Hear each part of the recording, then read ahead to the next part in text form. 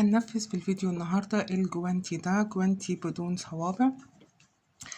غرزته حلوة جدا، غرزة بارزة بالشكل ده، وطريقة تنفيذه سهلة، ما بياخدش وقت خالص، وشكله شيك وترندي. احنا ابتدينا نشتغل الشغل بتاع الشتا، والورشة عندنا عاملين بروجرام كده ان احنا هنبتدي 9 و10 و11 نعمل جوانتي ونعمل سكارفات، وبعد كده نعمل جوانتي ونعمل كاب، وبعدين نعمل السكارفات. الجوانتي ده احنا عاملينه والفيديو بتاعه موجود على القناة دلوقتي، وهنبتدي ننفذ برضو الجوانتي ده بغرفة حرف الفي بنص عمود. ودلوقتي هنبتدي ننفذ الفيديو النموذج ده، وهو الغرز بتاعته بارزة وطريقة تنفيذه سهلة، وهنبتدي نشتغل على طول. احنا بنشتغله بلونين، هتختاري اللون اللي يناسبك وهتختاري الإبرة المناسبة ليه. أنا شغالة بخيط صوف وشغالة هنا بإبرة رقم 4. النموذج ده أنا اشتغلته بإبرة رقم 3.5، لكن حسيت إن هو كان محتاج يبقى أوسع من كده أو أطرى من كده شوية، فكبرت المقاس بتاع الإبرة وهشتغل النموذج بإبرة رقم 4. أول حاجة هنبتدي نعمل الأسورة بتاعة الجوانتي. انتي بتقيسي على مقاس الأسورة على المقاس بتاع ايدك بالمازورة، وبناء عليه بتعملي عدد السلاسل وتكون مضاعفات العدد 2. وبنبتدي نشتغل بيه على طول. لكن لو هتشتغلي ستاندر مناسب لأغلب المقاسات، نبتدي ب11 سلسلة، وبنعمل الأسورة عبارة عن 30 سطر. نبتدي على طول نشتغل. هبتدي الأول هعمل غرزة البداية،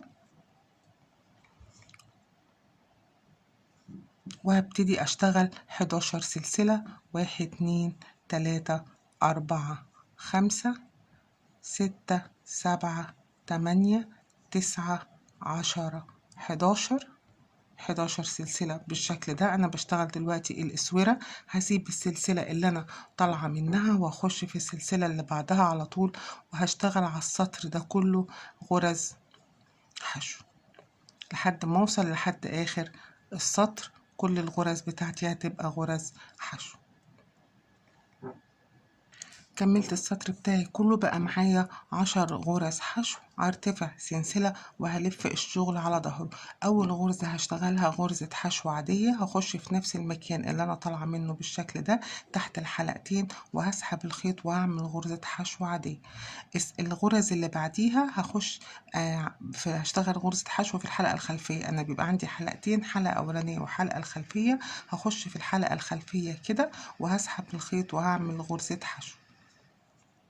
هخش في الحلقة الخلفية وهعمل غرزة حشو. أنا معايا 10 غرز حشو. اشتغلت في أول غرزة حشو غرزة حشو عادية تحت الحلقتين، دي أول غرزة.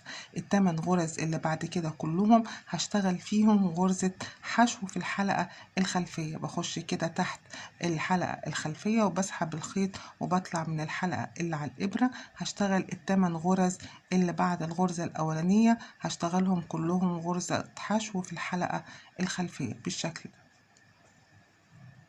في الحلقة الخلفية اهو بدخل كده وبسحب الخيط وبطلع من الحلقة اللي على الإبر. آخر غرزة بقى واللي هي الغرزة العاشرة معايا هشتغل فيها غرزة حشو عادية تحت الحلقتين. يعني أول غرزة بشتغل فيها غرزة حشو عادية تحت الحلقتين، وآخر غرزة بشتغل فيها غرزة حشو عادية، وال8 غرز اللي في النص بشتغل فيهم غرزة حشو في الحلقة الخلفية. برتفع سلسلة وبلف الشغل على ظهره. أول غرزة موجودة عندي اشتغلت فيها غرزة حشو عادية، هشتغل فيها برضو غرزة حشو عادية.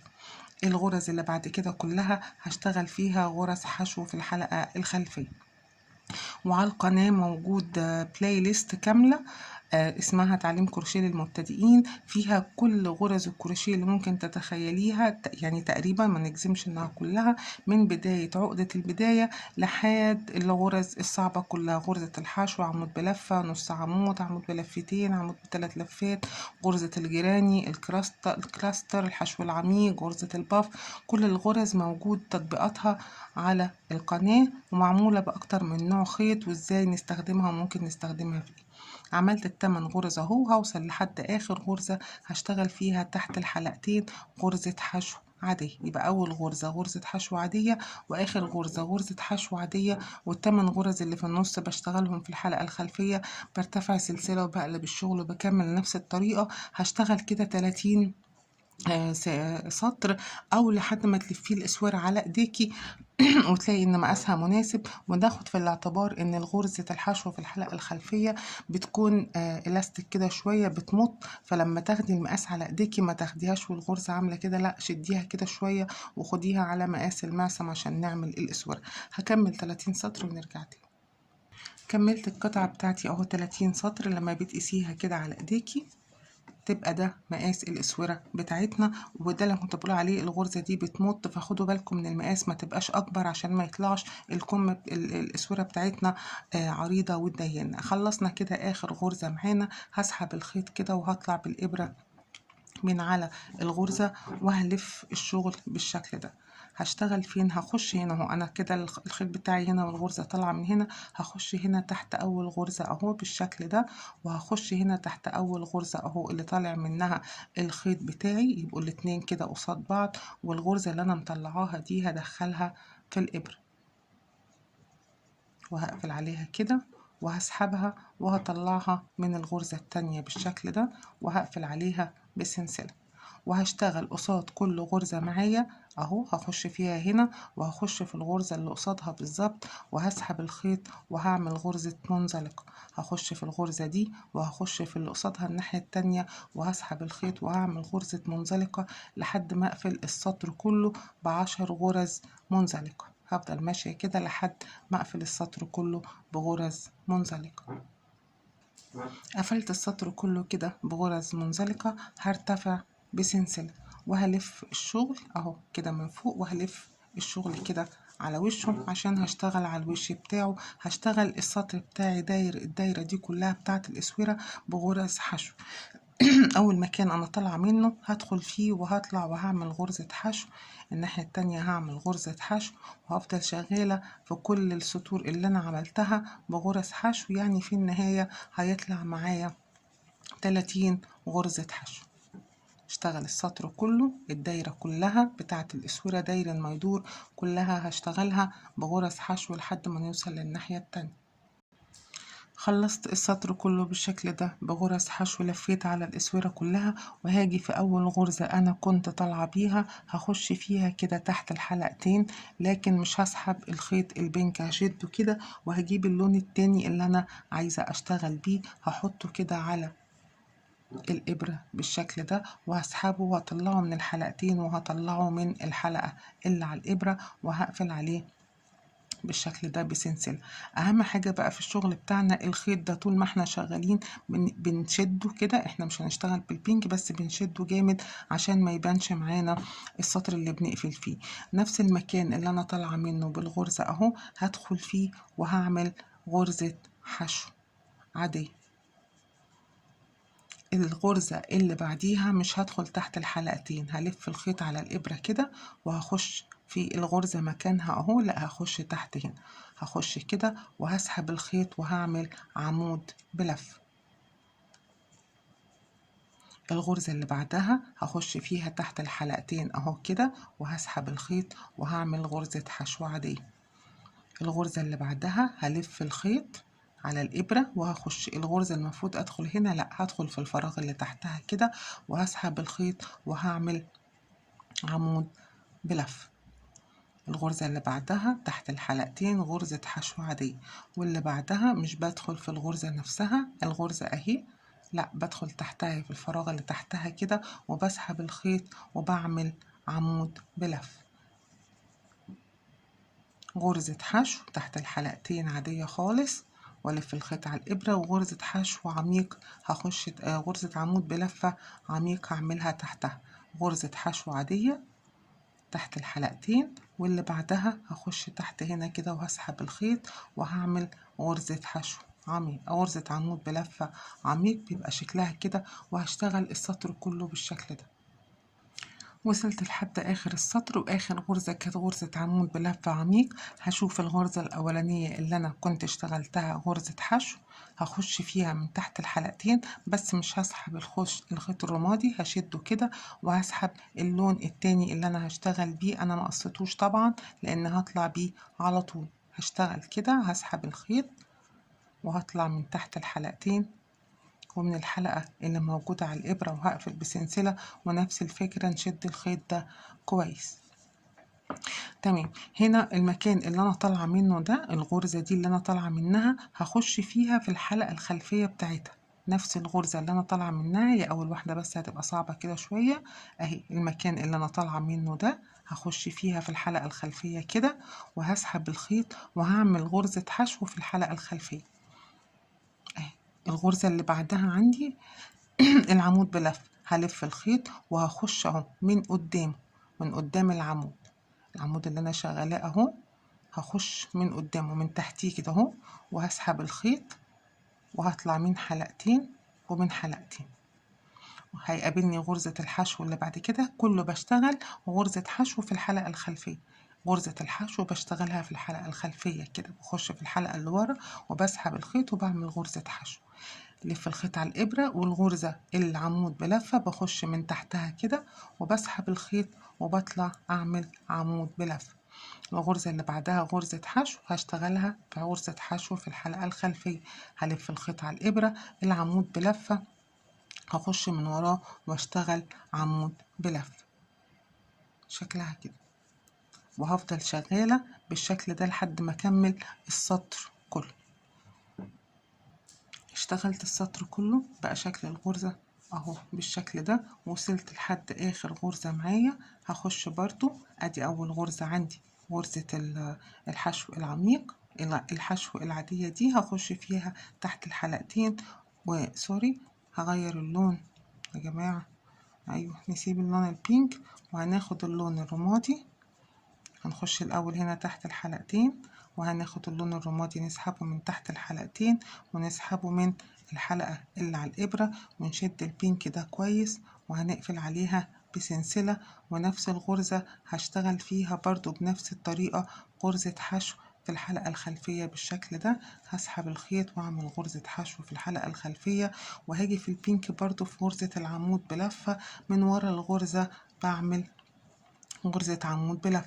غرزة الحشو هعملها غرزة حشو في الحلقة الخلفية. هلف الخيط على الإبرة والعمود بلفة اهو، بخش من وراه كده وبسحب الخيط وبطلع أعمل عمود بلفة وغرزة حشو في الحلقة الخلفية، والف الخيط على الإبرة واخش ورا العمود بلفة، اشتغل عمود بلفة بالشكل ده. وهفضل شغالة لحد ما نطلع بالمقاس اللي بيبقى كف الايد. انت لو عايزاه يبقى لحد هنا بتشتغلي لحد ما تلبسيه في ايدك كده تلاقيه لحد هنا، او لحد هنا زي ما انت عايزه. انا اشتغلت 1 2 3 4 5 6 7 8 9 10 11 12 13 14 سطر لحد ما وصلت لحد هنا. هرتفع في دي برضو 14 سطر، بعدين هقول لكم هنعمل الايد ازاي. اشتغلت لحد ما لقيت المقاس دوت هو المقاس المناسب بتاعي. لما قست الجوانتي هبتدي بقى أأسس مكان الصباع بتاعنا. اوكي، انا طلعت اهو من قفلت الغرزة بتاعتي تمام، وطلعت من نفس المكان اللي بطلع منه بالشكل ده اهو. هلف الخيط على الإبرة. اول غرزة عندي اهو غرزة عمود بلفة، هخش من تحت العمود كده زي ما اشتغلنا السطر كله، وهسحب الخيط وهطلع بأول عمود بلف بالشكل ده. هسيب بقى ايه 1 2 3 4، 1 2 3 4 4 غرز من الغرز البارزة دي، 1 2 3 4 اللي هما العمود بلف. وهاجي في خامس غرزة اللي هي غرزة حشو، بس مش هشتغلها في الحلقة الخلفية، هشتغلها تحت الحلقتين عشان تبقى بس ثابتة هنا اهو. وهسحب الخيط وهعمل غرزة حشو عادية. يبقى انا ارتفعت عملت عادي العمود بلفة بتاعي، وسبت 1 2 3 4 عمود بلفة، وجيت في غرزة الحشو عملت غرزة حشو عادية تحت الحلقتين مش تحت حلقة واحدة. بعد كده هلف الخيط على الإبرة وهشتغل تاني عادي خالص زي ما بشتغل الشغل بتاعي. غرزة عمود بلفة عميقة وغرزة حشو في الحلقة الخلفية، وهكمل السطر كله بالشكل ده. بصوا المنظر بقى ازاي اهو، ده مكان الصباع بتاعي اتكون. هشتغل عادي خالص زي ما انا كنت شغالة، وهقفل السطر وهرتفع عشان اكون الجزء العلوي بتاع الجوانتي بتاعي. هكمل ونرجع.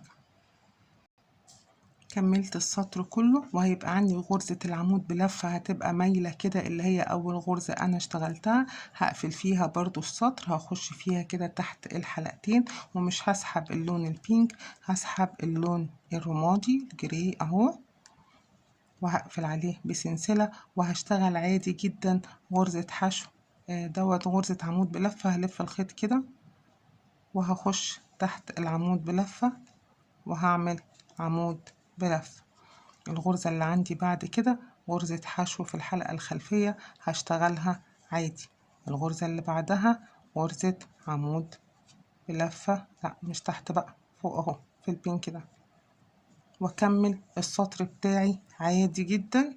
هو كل اللي حصل ان احنا عملنا تناقص عدد الغرز دي، وهكمل السطر كله.